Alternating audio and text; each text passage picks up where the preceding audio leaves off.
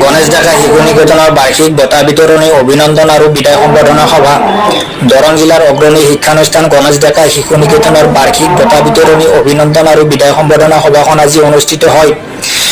পুৱা 7:30 বজাত বিদ্যালয়ৰ পতাকা উত্তোলন কৰি বিদ্যালয়ৰ অধ্যক্ষ তীৰ্থনাথ শৰ্মাই 8 বজাত স্মৃতি তৰ্পণ কৰে অৱসৰপ্ৰাপ্ত শিক্ষক প্ৰফুল্ল ডেকাই। ইয়াৰ পাছতে অনুষ্ঠিত হয় বঁটা বিতৰণী অভিনন্দন আৰু বিদায় সম্বৰ্ধনা সভা। সভাত সভাপতিত্ব কৰে বিদ্যালয় পৰিচালনা সমিতিৰ সভাপতি ভূমিধৰ চমুৱাই। সভাখন উদ্বোধন কৰে নগাঁও আঞ্চলিক উচ্চ মাধ্যমিক বিদ্যালয়ৰ শিক্ষক আব্দুল হামিদে। উদ্বোধনী ভাষণত তেওঁ ছাত্ৰ-ছাত্ৰীসকলক শিক্ষাৰ লগতে সুচৰিত্ৰ গঠন, শিষ্টাচাৰ, সত্যবাদিতাৰ প্ৰতি আগ্ৰহী হ'বলৈ আৰু পিতৃ-মাতৃ, শিক্ষাগুৰু তথা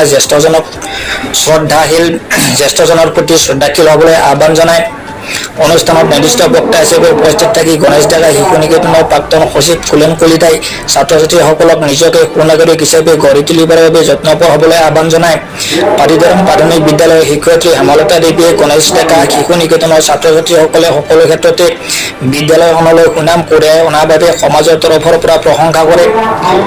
সভাত বিদ্যালয়খনৰ 30 জনত অৱসৰ গ্ৰহণ কৰা শিক্ষয়িত্ৰী উষাৰাণী বৰুৱাক আনুষ্ঠানিকভাৱে সম্বৰ্ধনা জ্ঞাপন কৰা হয়।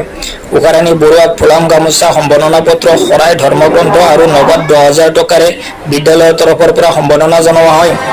বিদ্যালয়খনৰ কৃতি শিক্ষাৰ্থী ক্ৰমে জিষ্ণু কাশ্যপ, অবিনাশ হাজৰিকা, মেহবুব চৌহানী, জ্যোতিষ্মান কাশ্যপ, সৃষ্টিপ্ৰিয়া ডেকা আৰু নিশিতা কলিতাকো অনুষ্ঠানত সম্বৰ্ধনা জনোৱা হয়। বিভিন্ন খেল-ধেমালি আৰু প্ৰতিযোগিতাত স্থানপ্ৰাপ্ত ছাত্ৰ-ছাত্ৰীক এই অনুষ্ঠানত বঁটা প্ৰদান কৰা হয়।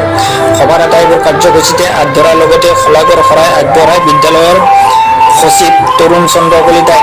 নিউজ ডেস্ক ৰিপৰ্ট, আপোচবিহীন সংবাদ।